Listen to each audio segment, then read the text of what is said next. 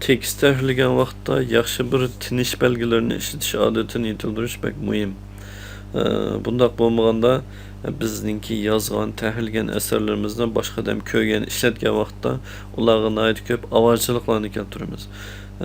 Shunga tinish belgilerini qo'yishdiki, ya'ni kompyuter ishlatishdiki oddiy bir qism qoidalarni tunishtirib o'tay. Biz yana aslidagi hujjatimizni açaylı. Biz tekst tahrirlagan vaqtimizda odatda o'zimizning yoziqida qo'llangan tinish belgilarining hammani degudek ishlatamiz. Masalan, chikit, pash, chikitlik pash, qo'sh chikit, so'roq belgisi, undash belgisi, ko'p chikit deganga o'xshash. Endi bularni ishlatgan vaqtimizda biz qalam bilan xat yozgan vaqtimizda boşluk degan hukm mavjud emas. Chunki biz boşlukni qalamni ishlatib yozmaymiz. Urun tashlab meniversak bo'ldi. Ammo kompyuterda biz har bir boşluk uchun knopka taqsidan bir knopkani bosamiz. Şunu bumu bir harf hisoblandi kompyuterga nisbatan. Şunu bunu çokum joyiga ishlatishimiz kerak, ortiq ishlatishga bo'lmaydi. Masalan, bu yerda ikki so'zning oralig'ida bir dona boshliq bor. Biz bu yerga bir qancha boshliq qo'yib qo'ysakmi, odatda normal ahvolda bu hech qancha ta'sir ko'rsatib ketmaydi. Qog'ozga bosgandimi bu yerga bir harf besilolmaydi, faqat o'rin cho'nroq chiqadi. Lekin biz hargiz yoziqni tanishayman yo bir qanday qilaman deb ortiq boshliq qo'yib olsak bo'lmaydi. Cho'qim bir boshliq qo'ydigan yerga cho'qim bir dona boshliqni besish kerak. Ondan tinish belgilarini qo'ygan vaqtida tinish belgilarining keyniga birdan boshliq keldi.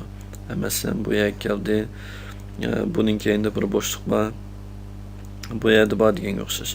Ya'ni pash, chikit, chikitlik pash, so'roq har qanday tinish belgisining keyniga bir dona boshliq keldi. Tinish belgisining oldiga boshliq qo'yishga qat'iy bo'lmaydi. Yani bundaq yazışqa qat'iy bo'lmaydi. Bu xato. Chunki bizning yozgan bu tinish belgimiz oldidagi jumlaga tava. Yani bu yerda bir chikitni qo'ydik, jumla bu yerda oyoqlashdi. Bu yerda ikkinchi jumla boshlandi. Shunga tinish belgilarining oldida boshliq bo'lmasligi kerak. Şimdi keyniga bir boshliq qo'ysak bo'ldi. Navoda bir abzas yoki bir qurum butunlay oxirlashgan bo'lsa, u yerga boshliq qo'yishning hojati yo'q. Mesela bu yerga boşluq xato qo'yilib qolibdi. Buni o'chirib o'tamiz. Buning keyniga bevosita enter qo'yib ishlasak bo'ldi. Keyinda boshluq bo'lmaydi. Endi yana bir alohida tinish belgisi tirnoq yoki qo'sh tirnoq. Qo'sh tirnoq yoki tirnoq kelgan vaqtida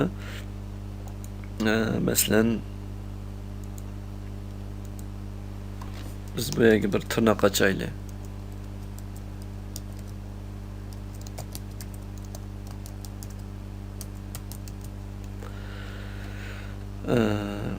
Bu tırnak kelgan vaqtida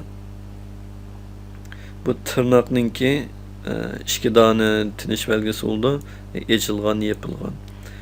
Buningki ichiga bu yerga boshliq qo'ymasaqmi bo'ldi. Bu amaliyotda bu yerdagi bir dona so'zni aniqlab kelgan. Ondan bunun yepilgan yerga bu yerga qo'ymasak bo'ldi. Faqat yepilib bo'lgandan keyin ondan qo'ysak bo'ldi. Yoki bo'lmasa buningga o'xshash ma'lum bir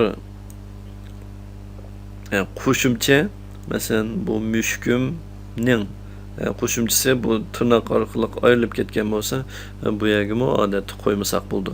Chunki bu hammasi qo'shilib bir so'z hisoblandi.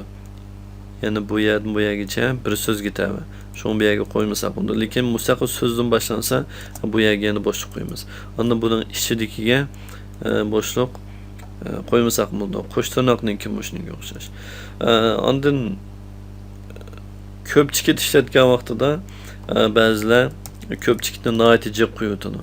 Amaliyotda Uyg'urchada ko'p chikit faqat 3 tanlam chikitni bildirdi. Shuni ko'p chikit qo'ymoqchi bo'lsak, 3 dan ortiq chikit qo'ymaymiz, faqat 3 lam chikit qo'yamiz. Bu tinish belgilariga doir bilib oladigan narsa. Ya'ni boshliqni ortiq qo'yish bo'lmaydi, ko'p chikitni ortiq qo'yish bo'lmaydi, 3 chikit bo'ldi. Ondan tinish belgilerininki keyniga boşluq qo'yamiz, oldi qo'yish olmaydi. Bu tinish belgilariga nisbatan cho'qim bilib olishga tegishli, amal qilishga tegishli narsa. Gerçi bu qog'ozga bosganda bek cho'ng ta'sir ko'rsatmasimi, kompyuterda tekst bir taraf qilganda buningki haqiqatan ta'sir cho'ng. Hatto ba'zida qalaymiqanchilik keltirib chiqadi. Shunga buningki alohida diqqat qilish kerak.